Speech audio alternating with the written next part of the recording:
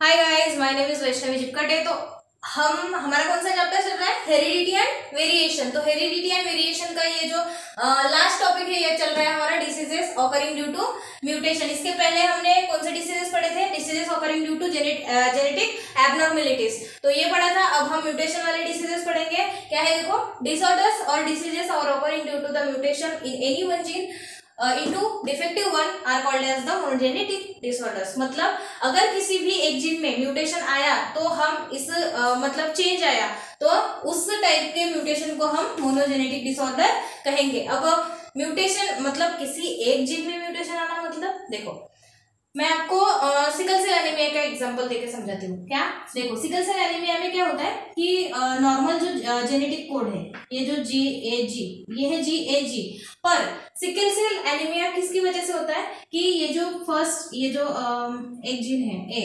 इसमें होता है म्यूटेशन, मतलब ये चेंज हो जाता है, यू हो जाता है। तो G क्या है? Guanine, adenine, guanine. ठीक है, तो क्या हुआ, एडिनाइन की जगह क्या आ गया? यू आ गया, मतलब यूरेसिल आ गया। तो चेंज हुआ ना। ये जो GAG था ये सिरिन नाम का एक प्रोटीन बना रहा था, तो ये GUG क्या है? वैलिन बना रहा है। क्या बना रहा है? वैलिन। किसकी वजह से? ये एक जीन के म्यूटेशन की वजह से। एक जीन में चेंज आया, इसलिए क्या हुआ, सीधा प्रोटीन ही चेंज हो गया। हमें प्रोटीन चाहिए था, क्या सीरीन चाहिए था, पर बन क्या रहा है? वैलिन बन रहा है। तो ये इस टाइप का अगर किसी भी सिंगल जीन में, यहाँ पे सिंगल जीन में म्यूटेशन आ सकता है। जब हम पॉलीजेनिक म्यूटेशन पढ़ेंगे तो अब क्या होगा कि मल्टीपल जीन्स में म्यूटेशन आएंगे। तो मल्टीपल जीन्स में म्यूटेशन आने की वजह से क्या हो गए? पॉलीजेनेटिक डिसऑर्डर्स होंगे। तो ये है मोनोजेनिक डिसऑर्डर का एग्जांपल। ये सिकल सेल एनीमिया का एग्जांपल है रियल में। ठीक है, GAG होने मतलब GAG की जगह A जो है इसमें क्या बनता है? GUG, मतलब सेरिन प्रोड्यूस करना तो चाहिए था, प्रोड्यूस सेरिन, पर हो क्या रहा है? वैलिन। हमें सेरिन की जरूरत थी, वैलिन प्रोड्यूस हो रहा है। तो ये है म्यूटेशन। सिंगल जीन में ऐसे म्यूटेशन होने की वजह से डिसऑर्डर्स अराइज होते हैं। ओके, तो इन ऐसे डिसऑर्डर्स को हम मोनोजेनिक डिसऑर्डर्स कहते हैं। तो देखो, approximately 4000 different disorders of this type are now known. तो इस टाइप के टोटल कितने डिसऑर्डर्स हमें पता है, पता चले हैं, डिस्कवर है 4000। फिर देखो, due to abnormal gene their products are either produced in insufficient quantity और नॉट एट ऑल। अगर कोई भी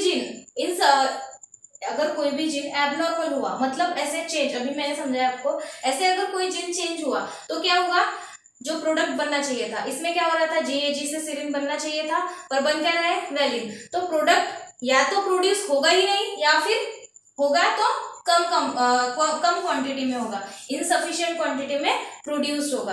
ठीक है, अगर हमें किसी प्रोटीन की जरूरत है तो क्या इनसफिशिएंट क्वांटिटी चलेगी? क्या इनसफिशिएंट, अगर कोई भी चीज हमें सही मात्रा में नहीं मिली तो डिसीजेस अराइज होंगे ना। तो ये है, तो it causes abnormal metabolism and that may lead to death at a tender age। ये अगर देखो किसी भी जीन में कोई एबनॉर्मेलिटी आ रही है तो वो हमारे मेटाबॉलिज्म को क्या करेगा? खराब करेगा। अब मेटाबॉलिज्म क्या होता है? मेटाबॉलिज्म मतलब हमारे बॉडी के अंदर रिएक्शंस होती है, जैसे रेस्पिरेशन में भी रिएक्शन होती है, आपने पढ़ा होगा 8वीं क्लास में। ठीक है, इसके बाद हम डाइजेशन करते हैं, उसमें भी वेरियस रिएक्शंस होती है। तो ये उन सारी रिएक्शंस में क्या होगा फिर? ये मेटाबॉलिज्म क्या होगा फिर? बिगड़ जाएगा। ठीक है, सही से काम नहीं होगा, सारी रिएक्शंस अच्छे से प्रोसीड नहीं हो पाएंगी। तो इसकी वजह से टेंडर एज में डेथ भी हो सकती है। अब टेंडर एज मतलब क्या? अर्ली एज, जल्दी ऊपर का बुलावा आ सकता है इन टाइप के डिसऑर्डर्स की वजह से। ओके, फॉर एग्जाम्पल ये कौन से डिसऑर्डर्स है? देखो, for example such disorders are Hutchinson's disease, Tay सैक्स डिसीज। यार फिर से मैंने अंडरलाइन कर दिया। देखो, 2 बार मैं वीडियो कट कर चुकी हूँ, 2 बार वीडियो बंद हो चुका है, तो अब तीसरी बार है, इसलिए आपको ये टिबल लाइंस दिख रहे होंगे। ठीक है, सो देखो, examples of such disorders are, तो ये जो मोनोजेनेटिक डिसऑर्डर्स है इनके एग्जांपल्स कौन से हैं? हॉचिंसन्स डिसीज, टे सैक्स डिसीज, इसके बाद galactosaemia, phenylketonuria, sickle cell anaemia, cystic fibrosis, albinism, haemophilia and night blindness. तो ये सारे डिसऑर्डर्स है। इनमें हमें डिटेल में मोनोजेनिक डिसऑर्डर में डिटेल में सिर्फ 2 ही डिसऑर्डर है। तो कौन से डिसऑर्डर पढ़ने हैं हमें डिटेल में? एल्बिनिज्म पढ़ना है और हमें सिकल सेल एनीमिया पढ़ना है, ठीक है। तो ये 2 डिसऑर्डर्स हम आगे पढ़ेंगे मोनोजेनेटिक डिसऑर्डर में। उसके बाद हम पढ़ेंगे पॉलीजेनिक डिसऑर्डर, ओके।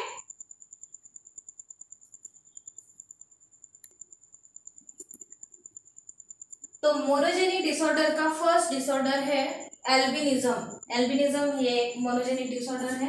तो एल्बिनिज्म में क्या होता है, देखो, it is a genetic disorder. पता है हमें ये जो डिसऑर्डर है ये कौन सा डिसऑर्डर है? जेनेटिक, मतलब जीन्स में एबनॉर्मलिटी आने की वजह से जो डिसीजेस अराइज होती है, तो उसी टाइप का ये डिसीज है एल्बिनिज्म, ओके। तो इसमें क्या होता है, देखो, in this disease the body can not produce melanin. इस डिसीज में हमारी बॉडी मेलानिन प्रोड्यूस नहीं करती है। अब ये मेलानिन क्या होता है? तो देखो, हमारे बॉडी मतलब हमारे हेयर का कलर होता है, फिर बॉडी पर कलर होता है ना। तो ये किसकी वजह से आता है? कोई बंदा ज्यादा ब्लैक होता है, कोई मुलट्टो होता है। मुलट्टो मतलब ब्लैक भी नहीं और ज्यादा फेयर भी नहीं, ठीक है, उसे मुलट्टो कहते हैं। तो कोई ब्राउन, ब्लैक, मुलट्टो, व्हाइट, फेयर ऐसे होते हैं ना। तो ये सारे जो कलर्स है, ये स्किन के टोन्स है, ये किसकी वजह से आ रहे हैं? इस मेलानिन की वजह से। अगर किसी पर्सन में मेलानिन ज्यादा प्रोड्यूस हो रहा है तो उस पर्सन का जो कलर है वो डार्क होगा, मतलब थोड़ा सा ब्लैकिश होगा। डार्क मतलब अफ्रीका के लोग देखो, उनमें मेलानिन ज्यादा प्रोड्यूस होता है, इसलिए उनका कलर कैसा होता है? डार्क होता है। तो मेलानिन कम प्रोड्यूस हुआ तो कलर क्या होगा? फेयर होगा। मतलब एग्जांपल के तौर पे हम ले तो अमेरिका के लोग देखो, उनका कलर जो है वो फेयर होता है, तो उनमें मेलानिन कम प्रोड्यूस होता है। और इंडिया के लोग देखो, इनमें मेलानिन मीडियम मात्रा में प्रोड्यूस होने की वजह से इनका जो कलर है, ये जो अपने इंडिया के लोग हैं, वो ज्यादा डार्क भी नहीं होते, ज्यादा फेयर भी नहीं होते। तो ये है मेलानिन। इस मेलानिन एक कलर पिगमेंट है जो हमारी बॉडी में कलर देता है, ठीक है। तो इस पिगमेंट, ये जो पिगमेंट है इस डिसऑर्डर में, एल्बिनिज्म में, ये प्रोड्यूस ही नहीं होता, ठीक है। मतलब जीन्स में ऐसे चेंजेस हो जाते हैं कि मेलानिन ही प्रोड्यूस नहीं होता। तो क्या होगा इसकी वजह से? द स्किन बिकम्स पेल। ये जो स्किन है, इन लोगों की स्किन हो जाती है पेल, मतलब स्किन का कोई कलर ही नहीं होता, पूरी व्हाइटिश हो जाती है। हेयर भी होते हैं व्हाइट, पूरे के पूरे हेयर भी व्हाइट, यहाँ के भी हेयर्स, ये जो है इसके भी हेयर्स, और फिर बाल, ठीक है, पूरे बॉडी के हेयर्स जो है वो कैसे होते हैं? व्हाइट हो जाते हैं। और इनके आईज जो है, आईज को भी कलर मेलानिन की वजह से ही आता है, ठीक है। तो आईज जो है वो यूजुअली पिंक कलर के हो जाते हैं। कौन से कलर के? पिंक। तो ये था एल्बिनिज्म के बारे में समझ गए क्या है? ये एक जेनेटिक डिसऑर्डर है, इसमें मेलानिन प्रोड्यूस नहीं होता, और मेलानिन प्रोड्यूस नहीं होता इसलिए क्या होता है? स्किन का कलर जो है वो पेल हो जाता है, मतलब फीकी हो जाती है स्किन, ड्राई टाइप, मतलब स्किन का कोई कलर ही नहीं, एकदम व्हाइट। ब्लैक हेयर्स भी व्हाइट हो जाते हैं और इनके आईज जो है वो पिंक हो जाते हैं। तो ये है एल्बिनिज्म। आपको पिंक आईज की इमेज आपको कोने में दिख रही होगी, ठीक है, मैं लगा दूंगी, नहीं दिख रही पहले ही लगा दूंगी। तो देखो, ये है एल्बिनिज्म। इसके बाद हम पढ़ेंगे sickle cell anaemia, second disorder of monogenic abnormality. हाँ, तो अपना नेक्स्ट मोनोजेनिक डिसऑर्डर है सिकल सेल एनीमिया। तो सिकल सेल एनीमिया क्या होता है, कैसे होता है, इसके कंडीशंस, मतलब सिम्टम्स क्या होते हैं, सब कुछ देखेंगे, ठीक है, टाइप्स भी देखेंगे। तो देखो, sickle cell anaemia, even minor changes in the molecular structure of proteins and DNA may lead to this disease. अगर डीएनए या फिर प्रोटीन में कोई भी माइनर चेंज आ भी गया, माइनर भी चेंज आया, तो सिकल सेल एनीमिया अराइज हो सकता है, ठीक है। In this disorder, the glutamic acid is converted into valine. Sorry guys, मैंने पिछली बार क्या बोला था? Serine is converted into valine बोला था ना? तो serine नहीं था, sorry, glutamic acid क्या था? Glutamic acid is converted into valine. अगर glutamic acid, पहले तो गैग था, ये जो गैग है ये क्या प्रोड्यूस कर रहा था? Glutamic acid. पर ये सिंगल जीन में म्यूटेशन होने की वजह से, GUG बनने की वजह से ये क्या प्रोड्यूस कर रहा है? वैलिन। तो glutamic acid is converted into valine due to valine at a 6th position. तो देखो सिकल सेल एनीमिया में क्या होता है, देखो ऐसे चेन होती है। तो पहली देखो first protein, second protein, third, fifth, sorry fourth, 1 2 3 4 5 6 and 7 ऐसे सो ऑन, प्रोटीन की चेन होती है, ठीक है। तो क्या होगा इसमें 1 2 3 4 5 और 6, ये जो 6th पोजीशन वाला प्रोटीन है जिसमें ग्लूटामिक एसिड होना चाहिए था, पर बना क्या, वेलिन। ग्लूटामिक एसिड वेलिन से रिप्लेस हो गया, इसलिए ये जो ये कंडीशन है ये किस डिसीज को राइज कर रही है, sickle cell anaemia. Sickle cell anaemia की कंडीशन याद रखना, 6th पोजीशन पे ग्लूटामिक एसिड किससे कन्वर्ट हो रहा है, वेलिन से, मतलब ग्लूटामिक एसिड वेलिन से रिप्लेस हो रहा है। कौन सी पोजीशन पे, 6th पोजीशन पे। जीनोटाइप क्या होगा, GAG होना चाहिए था, बना क्या JUG। ओके, तो देखो due to this the RBCs become sickle shape. RBC मतलब रेड ब्लड सेल। हमारे ब्लड में दो टाइप के सेल होते हैं, मतलब सेल होते हैं, ठीक है। WBC और RBC होते हैं। तो WBC व्हाइट ब्लड सेल्स होते हैं जो कि सीरम मतलब जो आर्मी है, हमारी बॉडी की आर्मी फोर्स, मतलब अगर कोई बाहर से किसी ऑर्गेनिज्म में अटैक किया, ऑर्गेनिज्म ने हमारे ऊपर अटैक किया, तो आरबीसी उनको फेस करेंगे, और ये जो WBC उनको फेस करेंगे। और ये जो आरबीसी है, आरबीसी हमारे ब्लड में होती है, ये ऑक्सीजन कैरी करती है हमारे सारे ही बॉडी पार्ट्स को, ब्रेन हो गया, किडनी, हार्ट, ये सारे जो ऑर्गन्स है, इन ऑर्गन्स को ऑक्सीजन की जरूरत होती है, और वो जो ऑक्सीजन है वो कौन पहुंचाने का काम कर रहा है, आरबीसी ये सेल होती है। और आरबीसी का शेप क्या होता है, बाइकॉन्केव। कैसा होता है, बाइकॉन्केव, मतलब ऐसा गोल होती है, ठीक है, और बीच में ऐसा गड्ढा, ठीक है, ऐसा अंदर घुसा हुआ पार्ट होगा। तो ये आरबीसी का शेप है। तो नॉर्मल शेप बाइकॉन्केव होता है। तो इस कंडीशन में, सिकल सेल एनीमिया वाली कंडीशन में, ये जो आरबीसी है वो सिकल शेप हो जाती है। सिकल मतलब ये होता है ना, खेतों में काटते घास वगैरह काटने के लिए, तो फसल काटने के लिए हम इसका इस्तेमाल करते हैं सिकल। तो ये जो आरबीसी है जो बाइकॉन्केव थी, अब ये किस शेप की हो रही है, आरबीसी सिकल शेप की, ठीक है। तो अब मुझे बताओ कि ज्यादा ऑक्सीजन ये वाली आरबीसी, नॉर्मल आरबीसी कैरी कर सकती है या फिर सिकल शेप वाली? ऑब्वियसली नॉर्मल शेप वाली। तो यहाँ पे ज्यादा, क्योंकि यहाँ पे हमें ज्यादा स्पेस मिल रही है और इसमें कम स्पेस मिल रही है। तो देखो ये जो सिकल सेल एनीमिक पर्सन है, इनमें the CO2 carrying capacity of such individuals is very low. जिन पर्सन्स को सिकल सेल एनीमिया है, उन लोगों में ऑक्सीजन, इनकी आरबीसी की ऑक्सीजन कैरिंग कैपेसिटी क्या होती है, कम होती है। इनके ऑर्गन्स को, सिकल सेल एनीमिक पर्सन्स के ऑर्गन्स को ऑक्सीजन कम मिलने की वजह से उनके ऑर्गन्स प्रॉपरली फंक्शन नहीं करते और कुछ सिम्टम्स भी दिखते हैं। तो वो सिम्टम्स हम आगे पढ़ेंगे।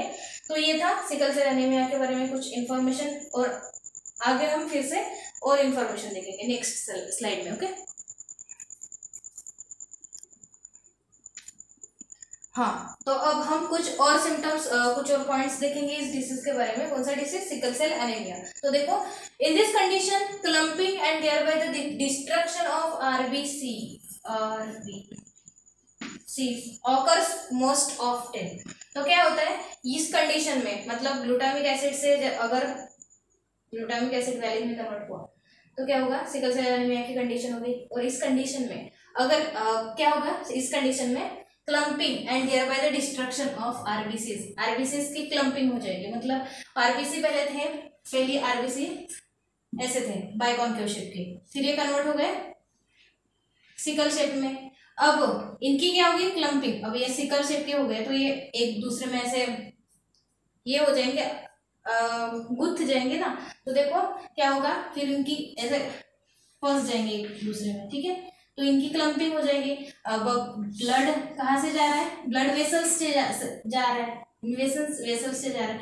अगर इनकी क्लम्पिंग यहाँ पे हो गई, ऐसे देखो, ऐसे यहाँ पे रुक गए, जमा हो गए, तो क्या होगा, यहाँ का जो ब्लड है वो उस तरफ इस ब्लड वेसल से जा पाएगा क्या, नहीं जाएगा। तो आगे जो ऑर्गन्स होंगे जहाँ ये ब्लड जाना था वहां ब्लड पहुंचेगा नहीं, तो वो ऑर्गन्स जो है वो डैमेज हो जाएंगे ना। तो देखो क्या हुआ, the blood vessels are obstructed इसकी वजह से ब्लड वेसल्स क्या होंगी, ऑब्स्ट्रक्टेड होंगी, और सर्कुलेटरी सिस्टम में ब्रेन, लंग्स, किडनी, ये क्या होंगे, डैमेज हो सकते हैं, ठीक है, इस डिसीज में, सिकल सेल एनीमिया में। तो देखो sickle cell anaemia is a hereditary disorder. ये जो डिसऑर्डर है सिकल सेल एनीमिया है, ये हेरिडिटरी डिसऑर्डर है। हेरिडिटरी मतलब पेरेंट्स से ऑफस्प्रिंग तक ये डिसीज जाता है। तो क्या प्रिकॉशन लेनी चाहिए, देखो, marriages between the persons who are carrier of और suffering from the sickle cell anaemia should be avoided. अगर किसी भी पर्सन को सिकल सेल एनीमिया है तो मतलब कोई भी पर्सन कैरियर है या फिर सफरर है। अब कैरियर क्या होता है और सफरर क्या होता है वो हम नेक्स्ट स्लाइड में देखेंगे। तो देखो किसी भी पर्सन को अगर सिकल सेल एनीमिया है तो वो किसी और सिकल सेल एनीमिक पर्सन से शादी अवॉइड करे, ठीक है। तो दो सिकल सेल एनीमिक पर्सन की अगर शादी हो गई तो ज्यादा चांसेस है कि उनकी प्रोजेनी में सिकल सेल एनीमिया आएगा। लेकिन अगर किसी एक पर्सन को सिकल सेल एनीमिया है मतलब वो कैरियर है तो कुछ चांसेस है कि कुछ बच्चे नॉर्मल होंगे और कुछ सिकल सेल एनीमिक होंगे। अगर दोनों ही पर्सन सिकल सेल एनीमिक हुए तो उनकी प्रोजेनी पूरी की पूरी सिकल सेल एनीमिक हो जाएगी। तो फिर इसकी वजह से क्या होगा, इंडिया में सिकल सेल एनीमिया के पर्सन्स बढ़ेंगे ना। तो सिकल सेल एनीमिया को रोकना है तो हम क्या होगा, किसी भी पर्सन को अगर सिकल सेल एनीमिया है तो वो किसी और सिकल सेल एनीमिक पर्सन से शादी ना करे, ठीक है। इसके बाद हम नेक्स्ट स्लाइड में सिकल सेल एनीमिया के सिम्टम्स पढ़ेंगे और सिकल सेल एनीमिया के टाइप्स। ये जो है कैरियर्स और सफरर्स लिखा है ना हमने, तो यही टाइप्स है। तो क्या होते हैं कैरियर्स और सफरर्स, तो वो हम आगे वाले स्लाइड में देखेंगे। ओके, लगा